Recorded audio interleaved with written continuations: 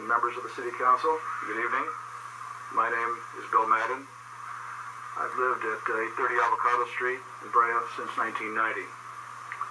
Some of you may remember that I served on the Planning Commission a few years ago, and that during that time, nothing regarding the canyon crest came before me.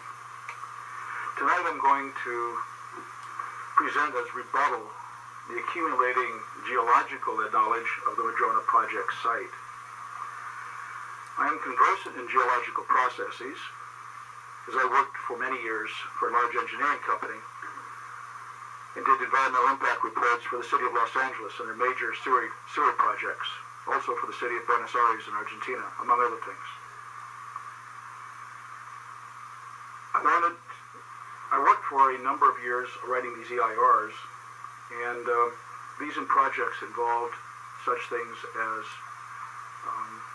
land subsidence, geological issues, landslips, faults, perched water, aquifers, soils remediation. I had to learn a great deal at this time, as I'm a biologist to begin with. The Madrona project, the property, is a geologically dangerous area. Looking at the Brea geology map, you can see that this is the worst area on which to put homes. There are known faults and numerous landslides. Given the various studies over the years, these numerous geologists associated with the project, the data keeps changing. Assessment of the danger is, pardon the pun, a moving target. Over the 15-year life of this project, because geologists have documented the hazards, because there is too much information going on, the key information on the consultant's maps was transferred to a base map, making it easier for you and the public to understand it. We started with a base map. Then we lined up their maps with this base map.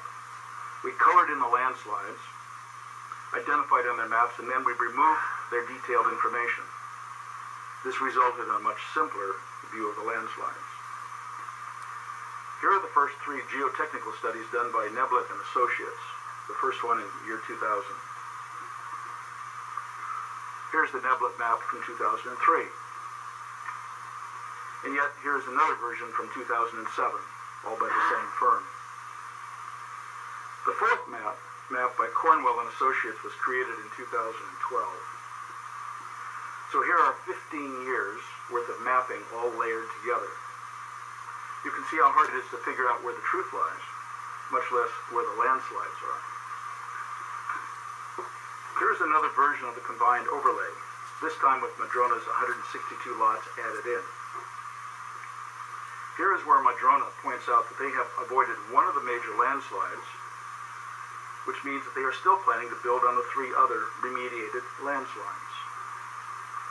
I want to remind you that my employer, the Brea Unified School District, has recently replaced Olinda School at Lilac Lane, Olinda, due in part to the requirement by the state of California that it vacate the site for school use due to an old landslip. According to our calculations, there are 30 lots impacted by the landslides. Please note that the landslide surrounding Madrona's only primary access road, see the arrow. The perfect time to have visually confirmed what the landslides are was right after the 2008 fire. Now let's look at faults. Here's what Appellant found. Here's what it looks like when you add the lots to it. As you can see, 10 more lots are impacted by faults.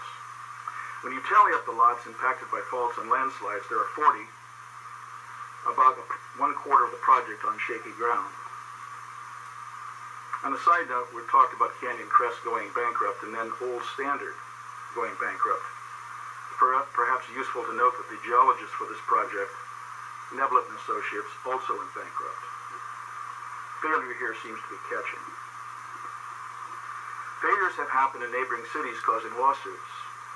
Courts held these cities liable for those slope failures.